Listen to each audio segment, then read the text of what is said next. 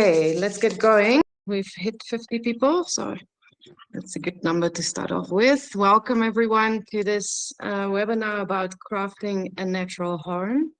So, webinar is organized and hosted by the Regenerative Collaborative. We are a non-profit organization focused on transforming the built environment into a regenerative one. We promote strategies and approaches that bring regenerative design and construction to life. We work collectively to inspire, educate, and create awareness, and contextualize a regenerative built environment approaches to the South African context. What we are very proud of doing is that we're showcasing local projects, local people, and local companies that are aligned with our goal. And I think today is a very good example of that. Our YouTube channel, if you haven't found us, please make sure you subscribe. It really helps us with numbers and finding sponsorship if we have a good following on our YouTube channel. Or if you're not that much into YouTube, I'll show you all our other social media links just now. If you want to become a sponsor or want to contribute to the nonprofit organization, please let me know, be in touch with me, and you can sponsor one of these webinars. And as I mentioned, here are all the other social media links. You can find us on LinkedIn, on YouTube, and on Eventbrite. Like us if you can at the platform that you are using. And again, as usual, call for volunteers. This has been successful in the past couple of weeks, so I'm just going to put it out there again. We've got 2 new volunteers, which is really exciting. So if you want to help us out with admin tasks or social media tasks, we really welcome your input and time. It doesn't cost you too much time. It might be an hour a week maximum. So if you're interested, drop us an email, drop me an email, and we'll get you on board. But today we're talking about House Morgan. And House Morgan is designed by Andy Horn of Eco Design Architects. And it's a beautiful project situated in the Lowveld region. It really exemplifies sustainable architecture, and it's seamlessly harmonizing with its natural surroundings while maximizing energy efficiency. So we've got 2 speakers today. First up will be Simon Morgan, and we're really happy to have Simon here. Simon is a dedicated ecologist with a profound respect for the intrinsic value and rights of nature. Simon embodies a deep sense of responsibility to ensure that our natural world thrives for the generations to come. Early in his career, he passionately studied black rhinos in Zululand, often finding himself on adventures while monitoring these magnificent creatures. Although he completed his PhD, Simon discovered that his true calling lies beyond academia, and he has since focused on bridging the gap between research, wildlife monitoring, and conservation management. Additionally, Simon is actively exploring innovative finance solutions to support conservation efforts on a global scale. We are really eager to hear his story as he was building his house. And then secondly, we have Bernhard Lembeck, also known as the Green Chemist, and a visionary behind ProNature. With over 40 years of experience in the paint chemistry, Bernhard has dedicated his career to developing sustainable and healthy products. Originally from Wuppertal, Germany, he began his professional journey in the chemical paint industry before moving to South Africa with the dream of introducing natural paints into the region. In 1998, driven by his entrepreneurial spirit and commitment to sustainability, he founded ProNature, which has since become a leader in eco-friendly paint solutions. We look forward to hearing from Bernhard on the paint. And just to add to it, that's the only paint I would use on my office or house. So it is certainly green. Okay, I'm going to hand over to Simon.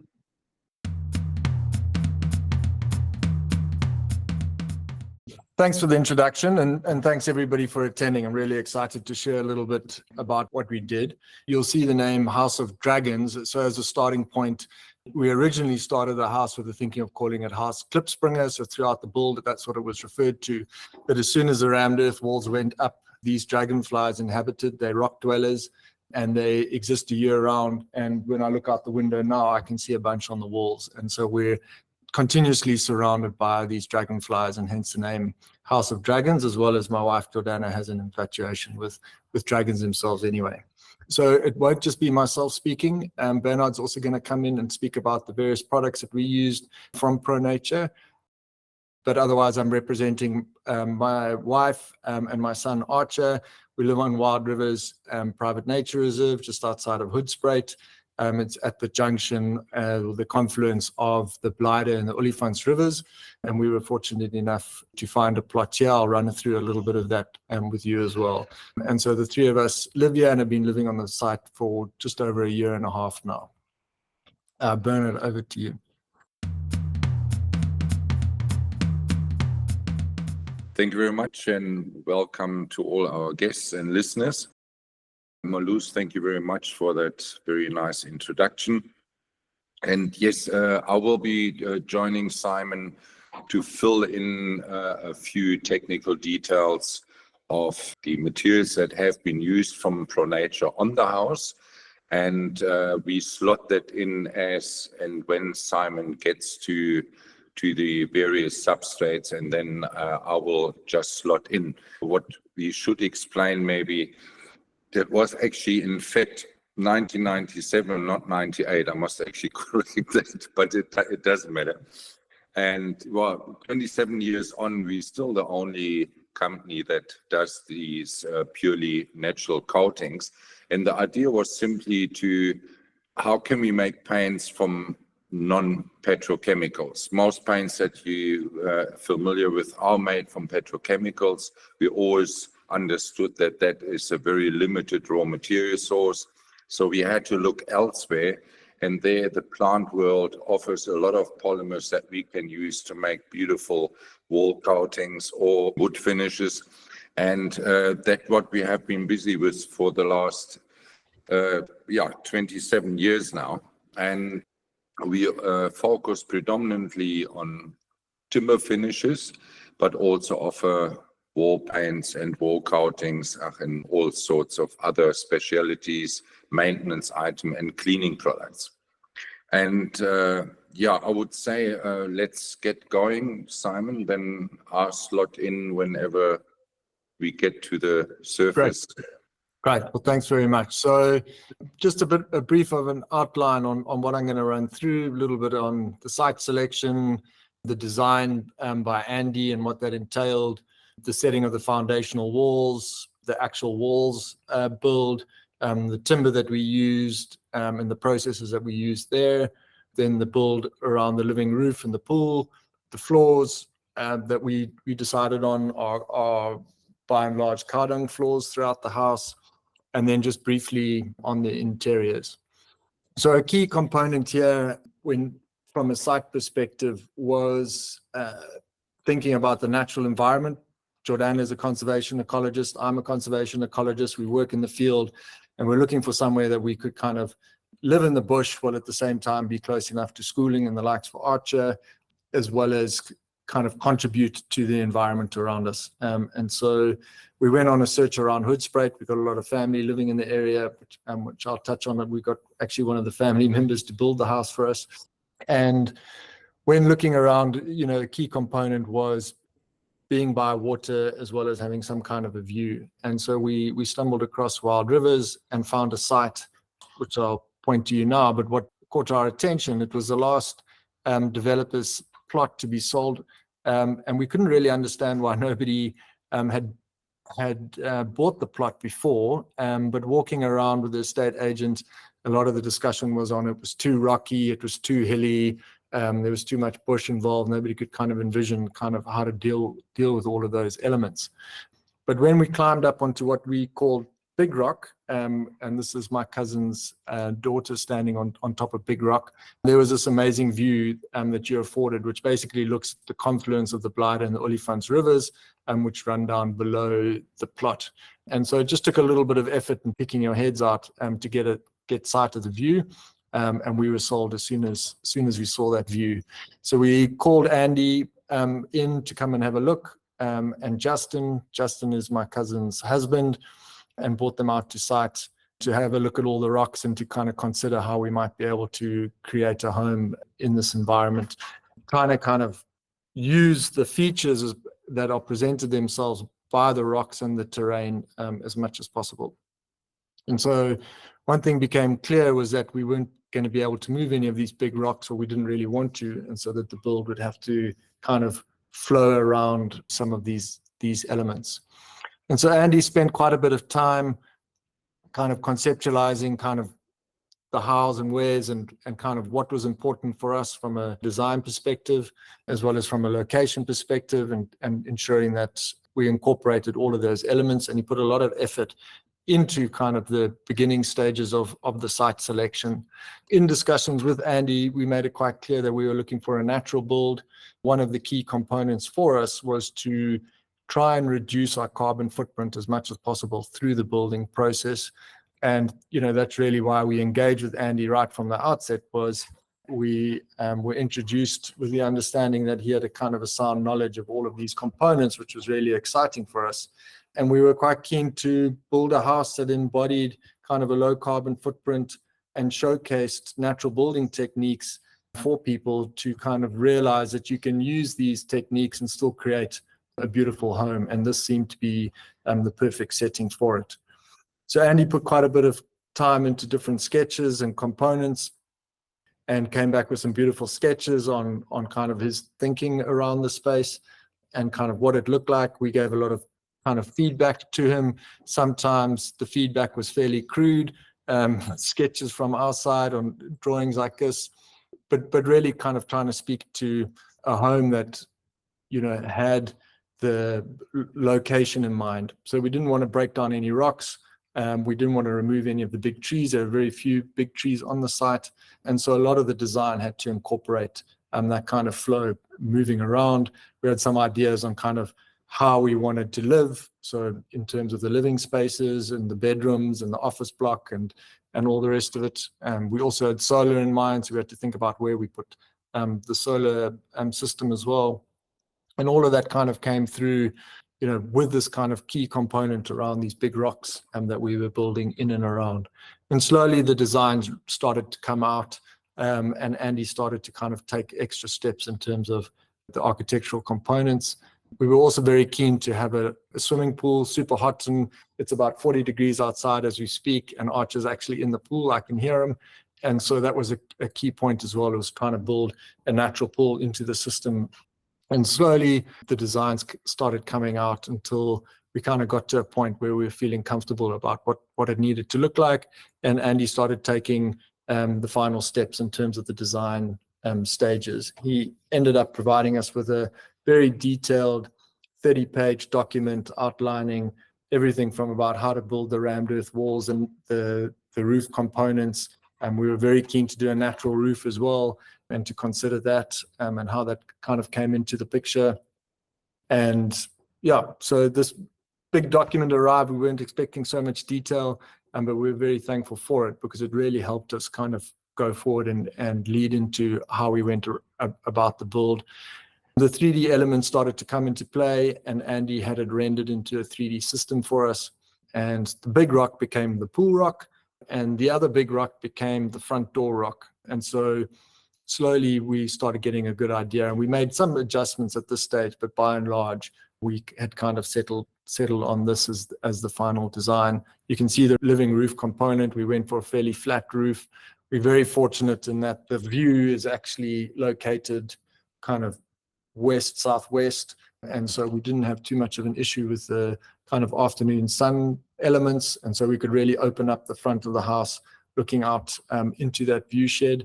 We had to deal with this kind of sloping element, so you'll see the room on the far left-hand side, that's the main bedroom, actually had to be kind of a floating structure, which would be difficult with rammed earth, and so that was actually built out of timber rather.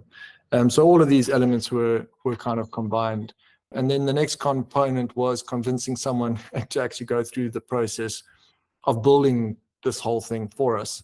And Justin Puchenpoel, as I mentioned, is married to my cousin, and he had done about 5 or 6 conventional builds in the Hoedspruit area, all on flat terrain, all using brick and mortar.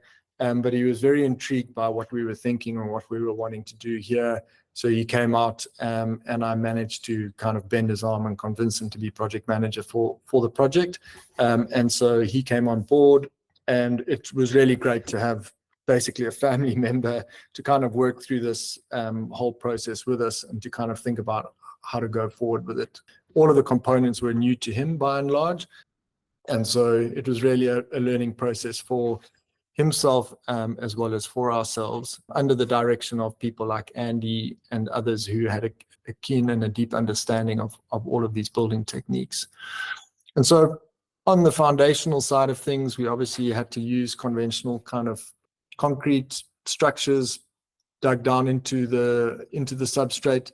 We didn't have much earth to deal with, and in those areas where there were rocks, we actually just incorporated the foundations into and onto and over the rock systems.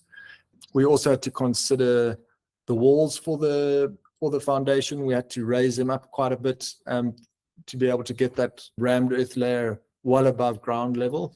And so we were very fortunate to find an avocado farmer nearby that had an abundance of rocks lying around, and he said, if we come pick them up, we can have them. And so we sent our teams to go and collect rocks across the farm, which is in the Hoedspruit area, and bring them out, and they basically placed them with a brick layer. So here you can see a thin skin of a single layer of brick, which was used as a skin, and on the other side we had the rock.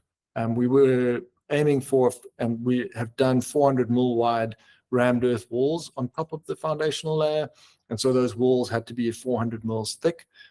And so the brick really afforded us the structure to be able to fill that rock in and build the rock out on the other side of it. We went for a fairly kind of flat look with a rock and packed without a cement kind of coming through, and try to minimize the use of cement as much as possible with this. I think that this was one key learning for us. I think we underestimated the extent of the foundational structure and walls to be able to support. And so we ended up using, from my perspective, what felt like a bit more cement than what I was hoping to be able to use for the build, since that was kind of a key component for us. You'll see throughout I've kind of showcased the rocks. So that's the front door rock on the left there, just to give you a sense of the location in the build of where it is. And here you can just see some of the components coming through. But again, throughout you'll see the bricks used as that inner skin to be able to support the rocks that we packed on the outside and created that foundational layer. So we ended up with quite a nice, neat platform. You can see all the different levels that we had to kind of create across the structure. So we've got about 5 different levels across the house that were created. It drops off really past the pool. We've got about a 2-meter drop that occurs on that side. And then the kind of journey started on the walls and thinking about the rammed earth and how we were going to do that. You see the 3 of us sitting on a test wall that we created, which was essentially looking at all the various soils in the area. And so one of the components was trying to find the right consistency of soils. Again, learned a lot from Andy through this process in terms of selecting the right soils. And this is just a settling process. You put the soils in with water, shake them up and let them settle, and you get a sense of how much clay is in there, how much loam sand is within the soils that we're looking at. And then it's a matter of going through a process of trying to mix the various soils that we could find locally and get the right mix.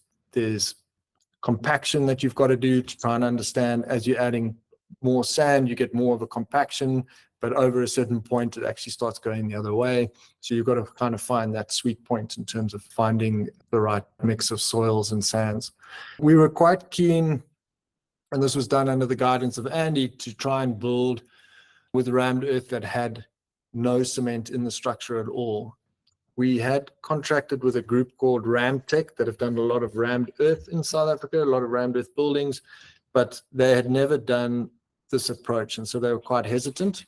So we ended up renting the shutters and things from them, and they consulted with us a little bit, but at the end of the day, we were hell-bent on trying to create walls that had no cement in them, which proved to be possible. And so we went through all of these kind of processes. So basically you make a sausage and you see how that sausage breaks off the end of a spade, and you measure those break points, and you kind of trying to get to a critical point where you don't want it to be too hard, but you also don't want it to be too soft. And so it's just a matter of finding that sweet point and when it breaks, and then you start gauging whether you've got the right mix at the end of the day. And eventually we settled on, we found a really cool red earth nearby with the right properties that we mixed some sand in from locally from the reserve, and some kind of, it was almost like a G5 soil, which is a soil you use for road structures. And so we used a mix of these three to kind of settle on a nice coloration for the walls, quite a nice rich color, and it had the right components, not too much clay, not too much sand. And through the, all these different testing, we tried these different layers to kind of see what worked in the environment and what didn't work in the environment. We made bunches of different test walls throughout, lots of test blocks throughout the testing process. And so this took a couple of months before we kind of settle on the right mix of soils. And then we started putting the shutters up and started creating, and you can see the rich color that we were getting from it. What we found though was as we were building, we ended up building quite late and into the wet season. Because we weren't using any cement, we had to cover the walls to allow them to dry effectively before they could get exposed to rain. And so what you'll see on the right there is our attempt at covering up the walls and trying to protect them from the rain until they harden, which is a process that can take up to 2 to 3 weeks. And what we were finding is just with the extent and the size of the walls and the build is that we weren't effectively able to cover them with plastic. We were also spending quite a bit on plastic, and it seemed like a hell of a waste. And so we went back to the drawing board a little bit and said, well, what do we need to do to be able to kind of take the shutters off and deal with rain? And that was an addition of cement. So we ended up putting about a 5% cement mix, 5 to 6% cement into the walls. And that really enabled us to take the shutters off, and if there was a heavy downfall, to not lose the integrity of the walls at all. So that was I think a fortunate step for us to kind of get to that realization. We were going for a fully natural wall, but ended up settling on adding some cement into there. Most organizations that do rammed earth in South Africa are putting in, they don't go through all the process of selecting the soils, and they actually just put about 15 to 20% of cement straight into the walls to create really solid, but they're much smoother walls. You can really feel the difference, and they're not as warm. I don't know how to describe it other than if you're here and you can actually touch the walls and feel them. And so with the 5%, we managed to kind of, I think, get the best of both. So as the walls were going up, we were learning a lot through the process. We did put a cement cap on top of the walls. You can see there on the right, the cement cap going on top as well to protect. And that's really what the pole, the timber structure that was going to go up on top. We also had to think a little bit about the base, which has also got a cement. And you'll see on the bottom right here, this kind of angle. So we actually ended up with a triangle of cement that we put down as a footing, which really allowed, if there was any water coming into the walls, that allowed it to kind of seep out or flow out rather than it sitting on top of the foundational walls. You can also see this big hole here was a wine cellar that we decided to do. We just looked at the lay of the land. It was kind of decision made afterwards, and we found that there was quite a big cavity that we were filling up. And so we elected to rather just dig down and secure that as a wine cellar, which actually exists underneath the front door entrance. The other thing we had to consider was the mantles. And so you'll see here, you can see the wooden mantles coming through. I think I've got some more pictures of that. This is just giving you a sense of the extent of the rammed earth. You'll see that there is a brick structure here. So the internal walls, we went with brick to save space internally, because you obviously don't want a 400 mil wall, too much of that happening inside the building. So for the bathrooms and the wall for the guest bedroom, we ended up electing to have a brick wall rather, to kind of save space internally. Here you can see the wine cellar. It was actually made with a rammed earth wall at the bottom, and we got a little bit clever about creating some motifs with the rammed earth. And so that's the structure there. You can see it's an outline of the view that we have there. But the rest of the flooring that you see, this is all just filled with earth and compacted earth. And so essentially when you're standing on these floored areas, you're actually just standing on a mound of earth that's connected to the ground. We were quite keen to have inside the house with the cow dung floors a kind of an earthing experience. So when you're walking barefoot inside, you're actually being earthed throughout the house. And these are the mantles. It was just composite wood, so planks that we glued together and created a strong structure which went in up at the top and which was protected with like a tar on top of it to prevent the water going into the wood. And then these were also coated with ProNature oils. On the wood, I think we'll get to the wood a bit later, Bernhard. You can explain some of the oils a bit later rather. This is just to show the extent of some of the wooden mantles that we created. And then Andy also got quite creative with a floating rammed earth wall above a wooden structure. This was an engineering feat. That rammed earth wall that these two beams are sitting on, those are 20% cement. So we wanted a much stronger structure below, and Justin, the builder, wasn't keen on kind of messing with that too much, and so we used a lot more cement in that. But here we've got a rammed earth wall that floats over on these wooden beams in the guest bedroom. Given it was our own place, we also got creative around some of the nooks and crannies, and we also wanted to create a hobbit door for Archer, so his own kind of entrance and exit out into the rocks. And so this is how we went about creating the space to kind of slot the hobbit door into, and I'll show you the finished product a little bit later. And then Bernhard, this is where we started testing some of the ProNature products. We were quite keen to have a product coating the rammed earth walls that kind of maintain some of the integrity of the walls and helped kind of seal them up a little bit while still being able to breathe. Well, I will talk about that in a little bit. You just carry on. Okay, so here you can see some of the testing that we did. What we found is that with some of the coating, we were finding that it actually started changing the color of the walls. And so what we ended up doing was watering it down by 50%. And that actually created a much better covering, because when we put it straight on, we ended up getting a lot of color change on the walls, and you could actually see where it had been put on. So, for example, on the left-hand picture here, you can see where we had used some of the product, and the wall on the left where we hadn't yet. And the same with this here, you can see where we had started painting in the corner and realized that it was actually going to darken the walls and change the look. And so we actually stopped. Fortunately, these were kind of walls that kind of out of sight of the front of the house, so we don't actually see them. But these were some of the kind of initial testing that we did using some of those products. And then this is kind of the finished products. And you can see there's a lot of different colors that came through. We managed to retain the nice striations of the walls. A lot of them have dings and cracks, but it just kind of adds to it all. And Bernhard, I don't know if you want to step in here, because the next I'm going to go on to the timber. Okay, good. Simon, maybe while Bernhard is trying to find the screen, there's a question in the chat. How did the Hoogstraat municipality react to rammed earth building, and what additional information did they request for the building plan approval? So I would imagine. So the Hoogstraat municipality gave us a stamp without looking twice at it. We had listed the walls as soilcrete. Given the addition of a bit of cement into them, we thought it would be presented best as soilcrete rather than as rammed earth. And the soilcrete got passed without any issues. Where we did end up with an issue was with the NHBRC, and that was a long road. They tried to stop our build at some point. So they gave a certificate of approval for us to start. And so we got started, and we only saw them 9 months later on site, and they looked around and were like, "Oh, what have you guys done here? What is this?"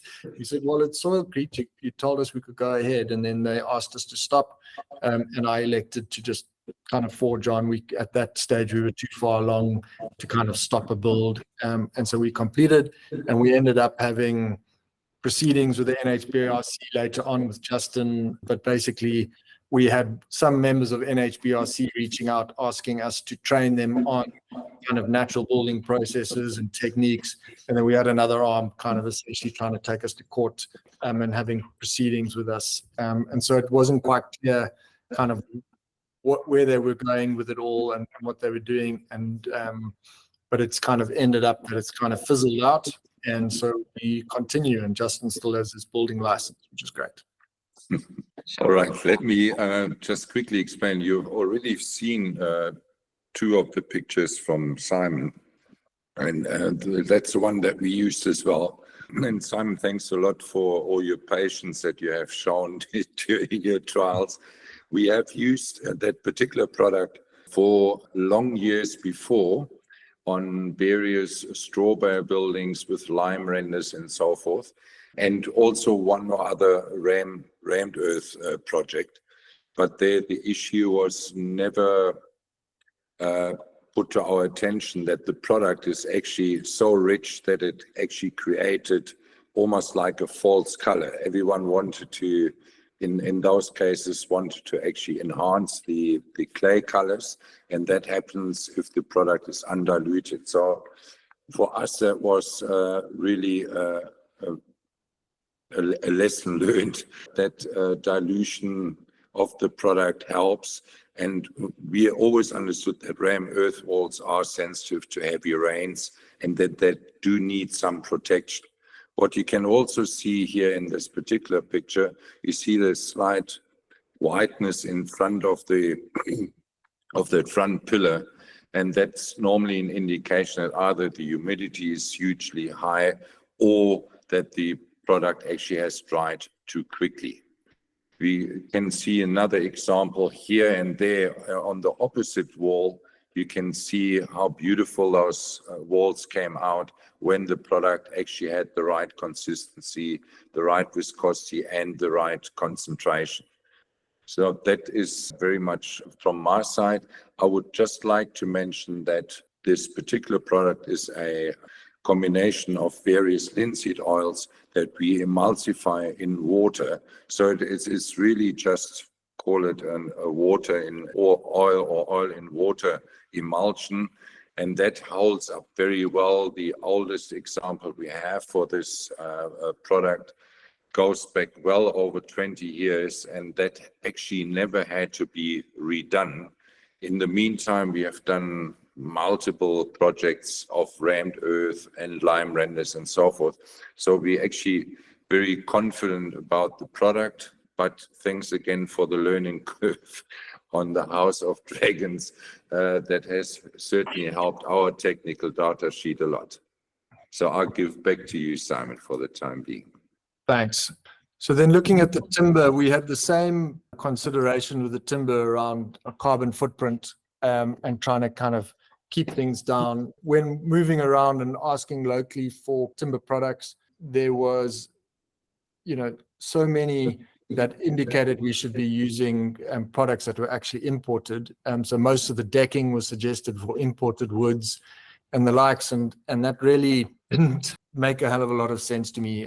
Looking from where we are on our view shed up into the mountains, we've got the Sabi region, which is full of plantations, and so we elected to rather try and find wood locally. And so majority of the wood on the build was sourced locally from the Sabi area, and for the most part it's eucalyptus. And so other than the trim that you see here on the roof, which is a pine product and it's CCA treated, everything else we elected to not have CCA treated, and just to be raw wood products that were delivered to site. And so we elected to build boron baths. So this is a 7-meter long boron bath. It has to be maintained at a specific temperature. The wood's got to come in slightly wet. So all the poles and all the beams were dipped into the boron baths and then built with straight away. And so most of the drying process actually happened following the build. And so Justin oversaw all of this process, but it ended up creating really nice finished products. These are the Seligna beams and the Seligna poles that you can see. All of the roof structure and the engineering was done by an engineer in Cape Town, and we can share some of those details. And they actually brought up a team from Cape Town to do the entire kind of roof build. And we were looking for a barn-like structures in the inside. That's why we went to the big square beams. Jordana grew up on a farm in the Midwest of the US, working with cattle in big sheds, and wanted to bring a little bit of that across and that feel into the build.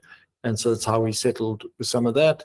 Here you can see the cladding that we did was also Seligna on the main bedroom outside. Again, this wood was not CCA treated. We didn't do boron baths for the planks, but rather used ProNature oil products for the decking and for this wood here. We had a local team called Let's Talk Decking do the decking. You'll see in some of the designs that Andy did, it was a bit more squared, and on site we elected for more kind of rounded features, much to the dismay of the decking team, but they managed to get it right, working in pretty harsh conditions, but they persisted. And so at the end of the day, whether it was the inside decking, the roof structures, the poles, the timbers, or the inside flooring, this is the kind of inside flooring of the main bedroom. We did a tongue and groove cut on the wood and created kind of indoor flooring for it. This was all done with Seligna and covered with ProNature products.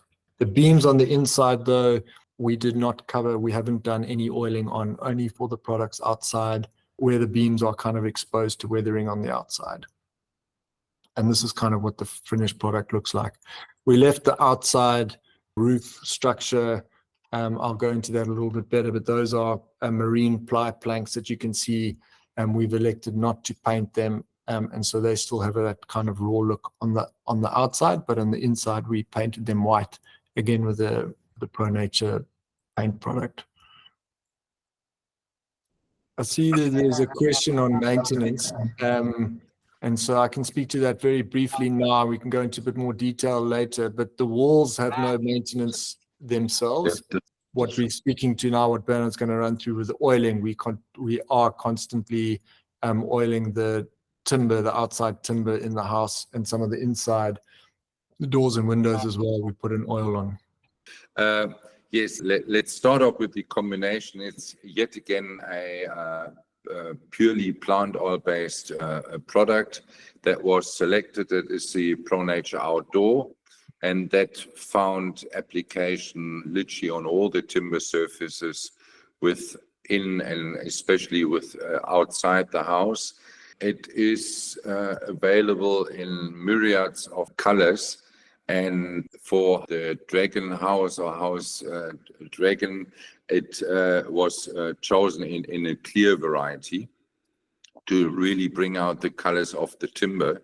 And especially on the vertical surface, it has performed incredibly well. And now on site, with the heat is just really extreme out there. The maintenance needs to be done more often. I believe the window frames and door frames and the cladding around the main bedroom probably need to be done every other year. I'm not quite sure what sequence Simon follows there, but when we were there last, it actually looked like in perfect nick. And the maintenance is, with these products, extremely simple, that one just has to clean the surface, literally just wash them down with soap and water, leave them to dry, and one just simply applies another layer of oil.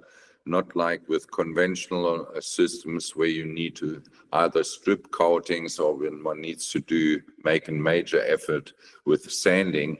Here it is just simply a wash and a re-oil, and the timber looks always fresh. The maintenance sequence depends very much on the color that is chosen. The higher the pigment content, generally the maintenance is a lot longer away. So the more color or in more intense colors means much longer maintenance periods are possible.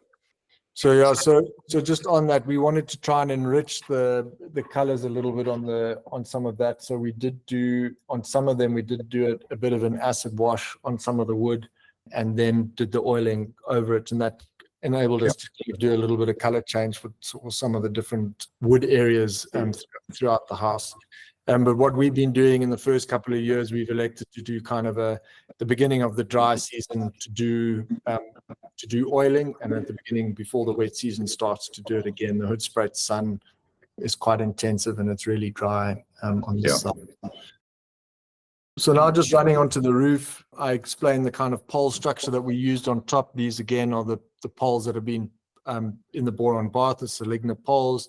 And then on top of that, pole structure, we used that 32 marine ply on top, and there were actually two boards, one way and one the other way, and that created the structure for the roof. And then over on top of that, once that was all done, we put on a torched on waterproofing product, and that's what you see here. And so that created a waterproofing layer, a kind of a melted layer as such across and around the whole structure. We did have openings for where the water would run off into kind of gutter systems. We used the big chain system that you saw, and so that was built up around the bottom. There's about a 3-degree pitch on the top side of the roof, and then not more than a 22-degree pitch on the rest of the roof. And then on top of this waterproofing structure, we put on a dimple drain, which is essentially, for those that don't know, it looks like Lego pieces, the top of a Lego piece. You put that down, and it enables the water to kind of run between it. And we have very effective drainage system. The water doesn't sit on the roof at all. And then on top of that, we put a soil layer, so it would stop the soil going through. It only allows moisture through it. And then we created a grid structure with these beams to be able to hold the soil a little bit across the roof. And so you'll see on the left-hand side there, we've got the soil going up onto the roof and with the grid structure on top of the soil material. And probably the hardest part about this was, I think when we had kind of conceived this and designed this, I hadn't really thought what a 300 odd square meter garden would really look like and be able to build it. And so we ended up with about 60 cubes of soil that sit on top of the roof. It's a fairly thin layer. It's probably about 10 centimeters deep. And we went with a plant called plectranthus.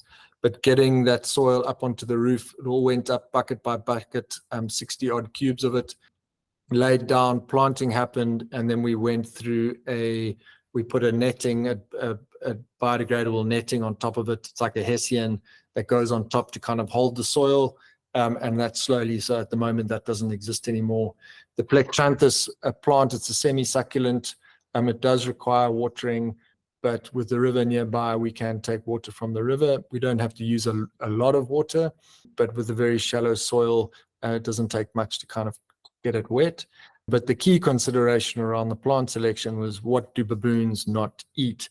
They spend a lot of time kind of visiting the homes and spend a lot of time on the roof.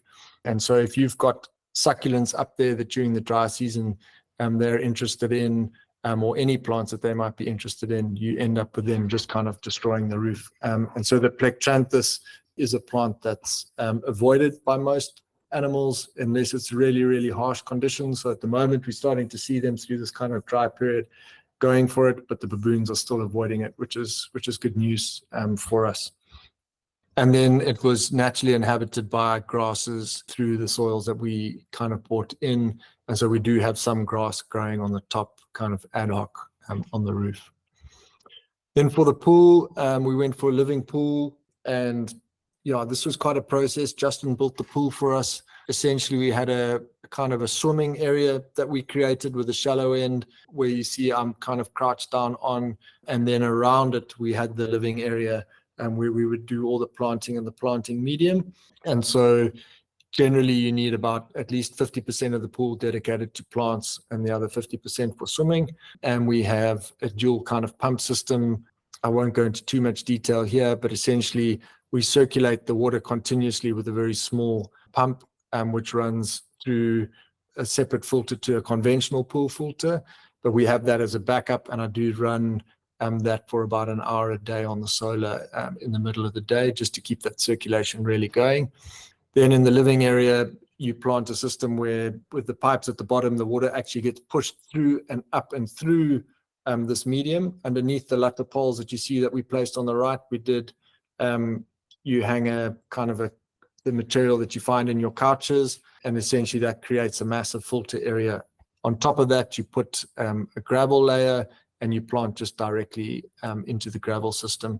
And so, as I mentioned, the water is actually coming up through this and over into the swimming area of the pool.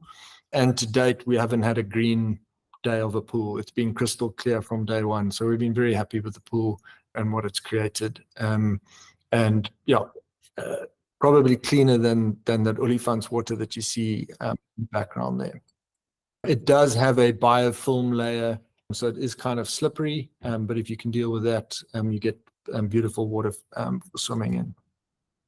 Then going on to the floors were quite an adventure. We elected to go with earth floors, as mentioned. We kind of following the kind of cow dung floor process of old. Interestingly, quite hard to find anybody that does this currently. And so we just ventured out on it ourselves with some instruction from Andy and a lot of kind of testing and trialing of different types of soil. We were trying to find, again, probably similar qualities that we were using in the walls. And so we actually ended up with a very similar mix to what we were using on the walls.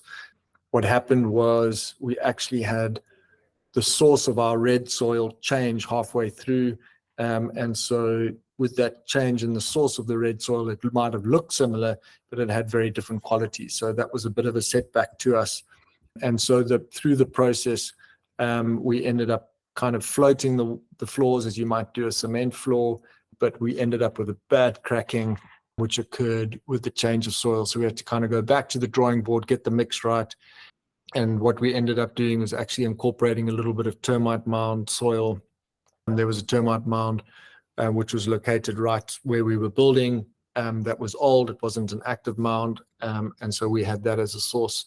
And we started using that, and we kind of went back at it, refloated, and ended up with a much better product, which we then, Bernhard will explain to you now, we used the product to kind of oil it and settle it, and it actually absorbed a hell of a lot of that. And then we've also created a wax that we kind of wax it every now and again. In some soft spots, we will re-oil, but by and large, it just required one kind of proper oiling right from the start. All right. Here, unfortunately, even though we were very excited to walk on the floors, which feel absolutely phenomenal, it was a lovely bare feet day, and especially inside the house, it feels absolutely amazing. We used our, Simon used our product ProNature Rock on there, and we were quite astonished because we've had a little bit of experience with cow dung floors before, but they suffered very much of similar problems that Simon already described, that they were cracking quite easily. Plus, the people, and it was used as an office block, used roller chairs on that. I mean, these floors are not meant for chairs that have little wheels underneath, because but overall, I must say that the product holds up incredibly well. It gave this amazing, almost like chocolatey color. I thought it was stunning. Actually, I liked it a lot better than the red floors I've seen just now. And I mean, the contrast to the walls, as you can see, it's just absolutely amazing. So ProNature Rock, that was used there. Yet again, it is a blend of plant oils, predominantly linseed oil, in combination with colophony, which is a hard resin from pine trees. And that seems to be working very well. As Simon explained, sometimes one does have a area where there is a little bit of a pop-off from the bottom layer. That can be repaired, and then you just simply re-oil. But generally, unless or otherwise waxed, it does not really need any maintenance. If there are high traffic areas, the same applies as for the outdoor and timber finishes. Clean and re-oil. That's all that needs to be done. Yeah, so on the floors, we ended up, where there are dings and some of those areas where we had a change, and some of the early efforts where we're seeing some issues, it's very easy to take some of that original soil, mix it with some of the oil product, and just pack it in there and settle it. And so we've got numbers of patches throughout the house. They add a little bit of character. They're actually harder than the original kind of floor structures themselves, but are working really well from a patching perspective. I think in some of the areas which we kind of aren't entirely happy with, we might kind of pull the floors up and redo them at some point in the future. But at the moment, we're quite happy with patching ad hoc as need be. But by and large, they're surviving very well. Then I just thought to speak a little bit to the interiors, because we wanted to kind of carry and just to kind of showcase the finished product. some of our thinking there in terms of conservation perspective and trying to reuse products as much as possible. And so a lot of the furniture that we identified was old furniture that we repurposed. Here you can see we've put some sinks on an old kist. We went trawling around the secondhand markets at Joburg with a big trailer and brought it all down. There's a fun secondhand kind of shop in Hoedspruit where we actually found the dining room table for a steal. It just required, a lot of these products or these old pieces, if you just take the thick lacquer that they've been covered with off, they reveal some amazing wood underneath. And so that's really kind of what we did, is went through and try to find old pieces to put throughout the house, as well as bringing kind of the outside inside with a lot of plants, which we put into baskets and similar things like that. Here's another old piece where, again, we've put sinks on top and try to kind of keep going with that kind of theme. I thought I'd showcase the Hobbit door, which was finished off. We had a friend who made that, the wine barrel bath for Archer. He's a small little chap, so he didn't need anything much bigger, and so we just used that. And you can't see it, but on the right-hand side is a shower. So as he gets older, we can turn the wine barrel into a planter outside, and he can just have a shower. And he loves spending time in his wine barrel. In the outside area, we had this massive kind of play area, which we had thought to grass. But when we laid it down and we started packing it with soil, and we put a layer of sand on it, we actually thought, well, let's keep it as it is. So it's probably the biggest sand pit any kids ever had. Archer loves it, and it is a nice feature of the house. And so that we'll probably retain. Maybe when he's a bit older, put some grass in there. You can see the plectranthus doing quite well on the roof over there.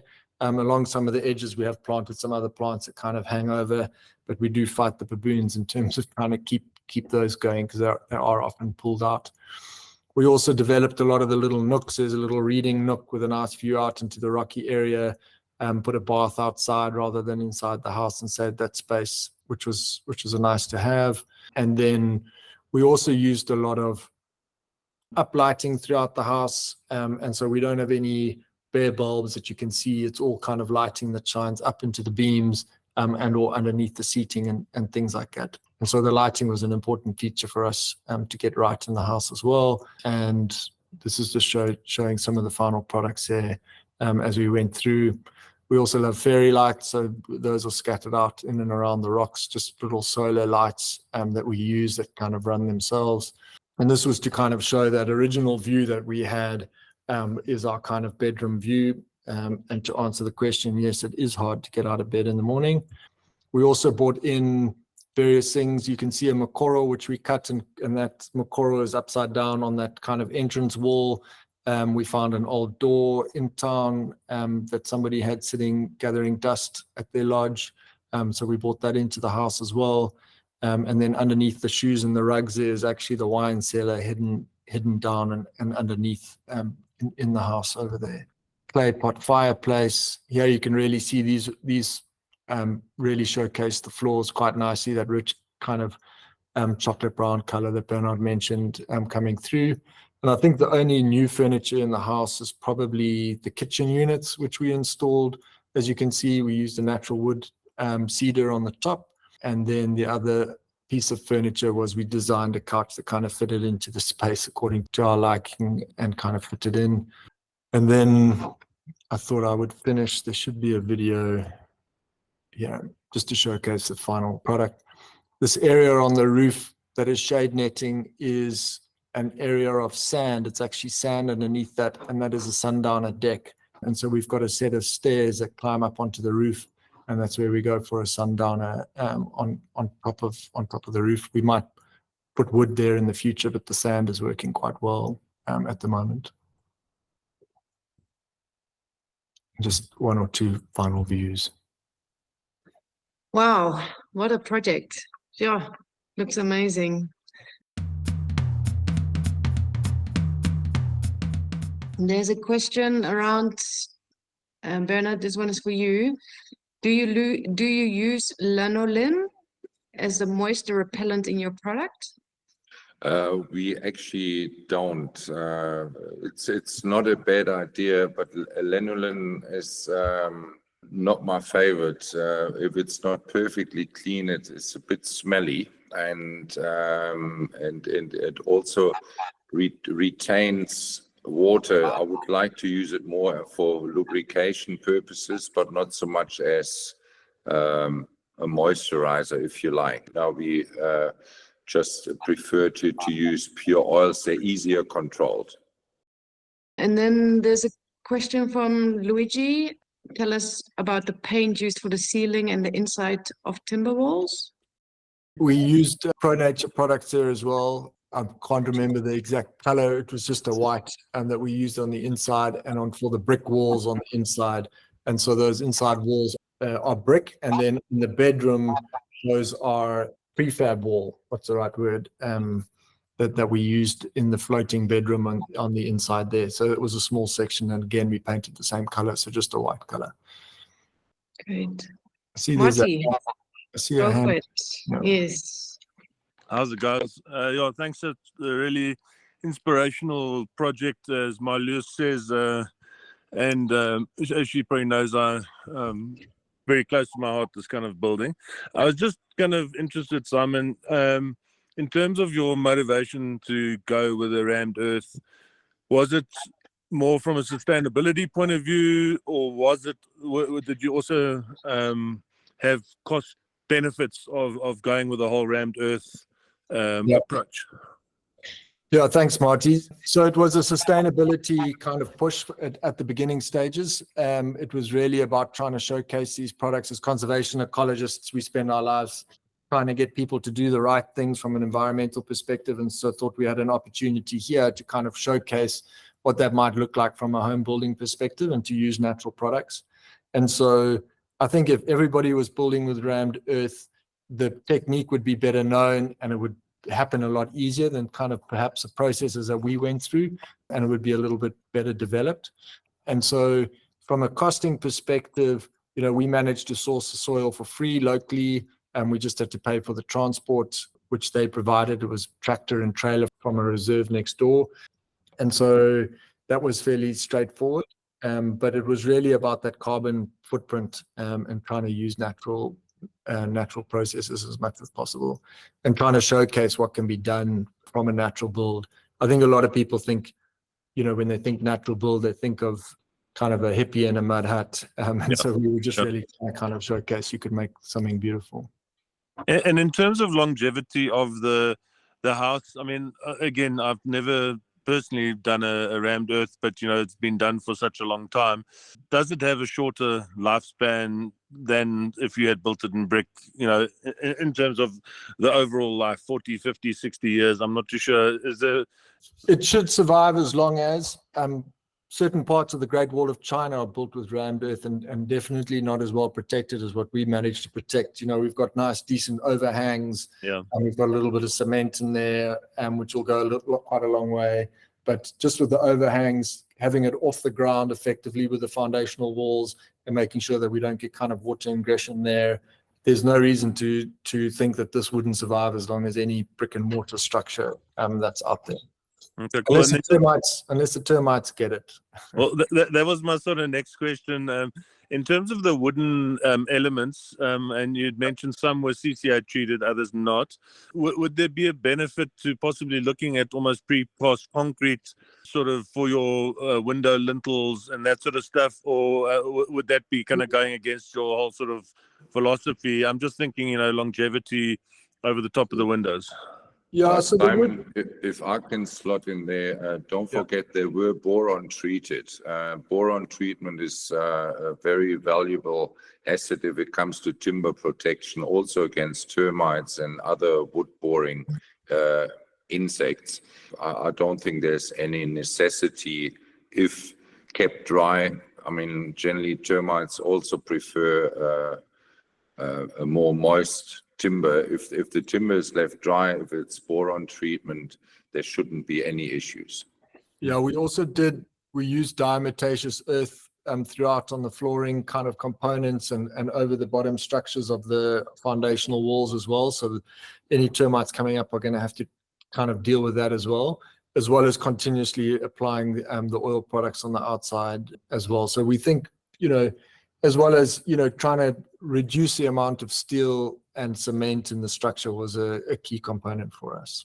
Okay. Sorry, Marty, if I can come back to that. When we were up in Hoedspruit, we also had the pleasure of seeing the science center at the Kruger at Skukuza. Yeah. And there we'll be faced with a new project that we're busy working on. They got a problem with wasps that actually steal the clay from rammed earth walls and literally dig holes into the structure. And we are busy evaluating some natural repellents that we can incorporate into rammed earth walls and into our wall protect. But I mean, that just by the side. Otherwise, I think rammed earth is certainly here to stay. No, it looks awesome. Thanks, guys. I'll stop now. Thanks, Marty. Jackie? I just had a quick question. I mean, it really is an amazing, amazing house. I just had a quick question about, you were speaking about the lighting, that you had used sort of low level lighting under the seating and then shining up into the ceiling. Were you using sort of track lighting, spots and tracks, or how did that work? And does that give you ambient lighting? Like if you wanted to cook in the kitchen, how does that work? So we used kind of strip lighting that shines up. And so I'm actually sitting here. If I turn around, you can see it up there. So that's an example of an LED. There's actually an LED strip in there that shines up into the roof, and with the white color of the roof creates quite a nice light, and actually shines off on the beams quite nicely as well. And so part of that was to try and reduce the light that we were emitting from the house, kind of light pollution components and elements. We're trying to create quite soft lighting, as well as we just prefer the kind of not having these bright bulbs shining at you and hanging all over the place. So it's all LED strips. Great, thank you. And then I'm just going to reiterate some of the questions in the chat around the rainwater harvesting and the solar panel, or are there any solar panels and rainwater harvesting? Yeah, so there are solar panels. They're on top of the carport. There you can see here. You can see the solar array that's on top of the carport. And from there, we've got tanks on the side. And so we collect rain from there. The rain obviously coming off the living roof is more tricky to kind of harvest. It's obviously got, it's a little bit dirtier as such. But we don't have a big need for harvesting water. The reserve as a collective has a water solution, and so we actually get water locally from the reserve, which comes out of the river and is treated on site and provided to the homeowners. So there's 30 houses along the river that all use the same water source. Nice. And where did you get the cow dung from? Again, locally from a farm nearby. So we just went and harvested, and they're quite happy for us to kind of take. Nice. We don't use a huge amount in the floors. It's just as a binding medium. And so, yeah. I also saw a question about what impact would it have on the environment if we all had to use rammed earth or earth builds. And I think, if you look at the kind of cement process and what it takes to create cement and the homes and the amount of earth that you would need for the homes, you can actually collect a lot of soil from the foundational elements and bring it up and use it on the house. But we would definitely have a much lighter footprint for sure. And so you're not needing as much earth than what you think really in comparison to the other things. So it would definitely be a much lighter footprint by and large for sure. Great. There's a question from Paloma, which I suspect is Kate. It is. We've got a question. Thanks, Malus. Hi, Simon. Hi. So I put a question in the chat group there. I've got two. The one is, how long has the roof been, how long since you planted it? Meaning, how long has it been Green. covering the roof so nicely? Yeah.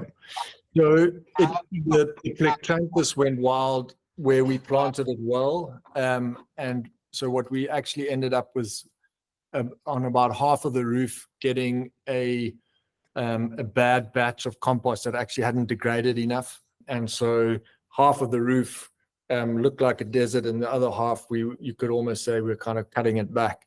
And so it grows really rapidly under the right conditions. And so we've actually had to go back and kind of re-soil and plant and supplement the soil across Yes. the roof. We've also now covered the gaps with wood chips, so to try and reduce the impact of rainfall across it. And we're still planting, we're taking cuttings and planting and are replanting now. And so this next season, we're going to kind of not replace, but just fill in the gaps as much as possible, and hope that we get a bit of growth. We obviously got quite a thin layer of soil, and so it is a tricky space to be growing in. Yeah, I guess that was what my question was about. Yeah. And then what is the sort of estimate, and not down to the last cent, but approximately how much does the house cost you? So I'm not going to divulge that here, but I can say that from a conventional build, it's comparable to a conventional build. And so we didn't find it any more expensive. I think where we got more expensive was the length of time. So we built for 18 months, whereas I think if we knew how to do the floors better, we would have got them done quicker if we had more experience on the walls. And this is what I'm saying is that the more these techniques are used and become the norm, the cheaper it's going to get, because it's just the labor that you require. There's not much material that's, a lot of the material can be sourced locally or quite cheaply. And so it's really just a labor factor. So depending on the cost of labor is really the result. The roof was probably the most expensive component because it was done, it was kind of contracted out. And so the engineer and the team that came and did that, we didn't want to mess with that too much. And so we relied on the engineer to do the roof with his team from the Cape. And there we were really, the walls are load bearing, they're taking the full weight of this roof onto them. And obviously as soon as you get rainfall, you can imagine you doubling the weight of that roof with that rain that's sitting on the roof. And that's why that drainage system was so important to get right and ensure that you're not having water sitting on the roof for too long. But yeah. So there's a layer between what looked like some sort of plastic covering when you've got the 38 by 38s lying on top there. Is that a waterproofing membrane, or is that water can go through there and it goes to a kind of guttering, like a small gutter system that's across the roof? Is that correct? Yeah. So what we actually had on top of so you've got the pole structure, and on top of the poles you've got the boards. And on top of that boards, we did a torched on waterproofing. So you actually melt on sheets of like rubber plastic on top of that roof. And so it's completely waterproofed. And then what's on top of that? And then on top of that, you place the dimple drain, which is like that Lego, upward facing Lego. And that really enables water to run off. And then on top of that, there's a soil membrane, which essentially stops the soil from going through, but is water permeable. So the water goes through and can run out, but it holds the soil quite nicely. And the roots can kind of grow into that quite nicely as well and hold it. And then that goes down onto the gutter system, which is essentially a rock pack, which runs down along at the bottom. And so the water goes into the rocks, which is a gravel medium, and down into the gutter, and down what we've elected to use chains by and large around the house. Sure. Thank you. I see some more questions. Is a rock cladding loose pack or cemented in at the back? So the rock cladding that you see on the foundational walls is cemented in. So with a 400 mil thick wall, we've got that skin of brick on the inside, and then on the outside, you've got quite a large section that is just a rock pack, but it does have cement that's holding in it because the walls are sitting on top of it. And so we've just used, as little cement as we can and packed the rocks so they created some structure themselves throughout that. And then for the rammed earth, the labor is comparable probably to bricklayers. We did have a specialized team, as I said, Ramtech assisted us with some of their staff that we employed directly. And so they did have some working knowledge, but every site and every type of soil situation is slightly different. And we didn't use a pneumatic drill, tamper. We just used hand tampering, which is just a weighted piece at the end of a pole that you tamper down the soil. And so you're getting a compaction, probably compacting down to about a third of its original kind of volume, maybe even more. Great. I think we've gone through all the questions.